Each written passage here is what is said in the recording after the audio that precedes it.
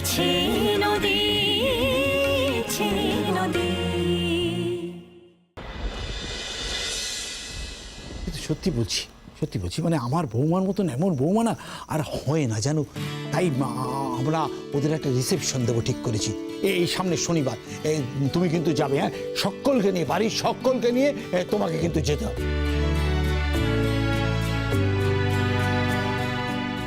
আমি নিশ্চয়ই যাব, তবে এরা আমাকে যা রেস্ট্রিকশন দিয়েছে, অনুরাগ যদি নিয়ে যায় তাহলে যাব। না না, নিয়ে যাব। আর তাছাড়া আমি তো যাব তোমার সঙ্গে, চিন্তা করার কিছু নেই, আমরা সবাই মিলে একসঙ্গে চলে যাব। না না, কোনো রেস্ট্রিকশন নেই, সমস্ত রেস্ট্রিকশন তুলে দেওয়া হলো। কিন্তু দাদা বৌদির আর একটা আবদার আছে মেঘলা। আমার কাছে আবদার? তা তোর কাছে ছাড়া কার কাছে আবদার থাকবে শুনি? ভালো গান কে গাইতে পারে তুই ছাড়া? তাই ওনারা বলছিলেন যে ওই রিসেপশনের দিন একটু গান বাজনা হবে তো মা। তা মেঘলা গাইবি তো সেদিন? এ বাবা, ওদের রিসেপশনে আমি গান গাইবো? গাইবে না? আমার ছেলে কিন্তু শুনলে একেবারে লাফাবে। তবে আমরা কিন্তু বাড়ি গিয়ে বলবো না যে আমরা তোমাকে গান গাইতে বলেছি। কেন বলবো না জানো? আমরা আমাদের ছেলেকে এটা সারপ্রাইজ দিতে চাইছি।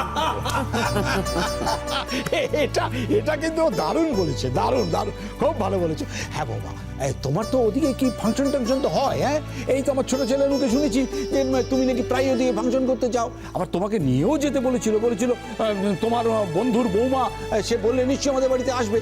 তাই এবার কিন্তু তোমাকে তাহলে যেতে হবে। আরে আমি আমার ছোট ছেলেকে দেখিয়ে দেবো যে শুধু তুই ওকে চিনিস তা নয়, আমরা ওকে চিনি। হ্যাঁ,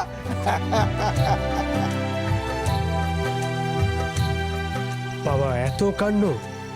তুমি তো রীতিমতো ফেমাস তাহলে মেঘলা। দেখেছো? ও মা, এতে লজ্জার কি আছে? সত্যি তো, দেখ না কত মানুষ তোর গান ভালোবাসে। ওনারা না বললে আমরা তো জানতামই না মেঘলা। আপনি একদম চিন্তা করবেন না দাদা, আমরা নিশ্চয়ই যাব। আপনি বাড়ি বয়ে এসে এত আদর করে বলে গেছেন যাব না, আর তাছাড়া এত ভালো একটা খবর। আর এই যে মেঘলা, তুমি ওনাদের আশ্বাস তো করে দাও যে তুমি ওখানে গিয়ে গানটা গাইবে। হ্যাঁ, গান গাইতে তো আমার কখনোই খারাপ লাগে না। যদি শরীর ভালো থাকে তাহলে আমি আপনাদের ছেলে আর বৌমার রিসেপশনে নিশ্চয়ই গান গাইবো। উফ বাবা, বাঁচালে।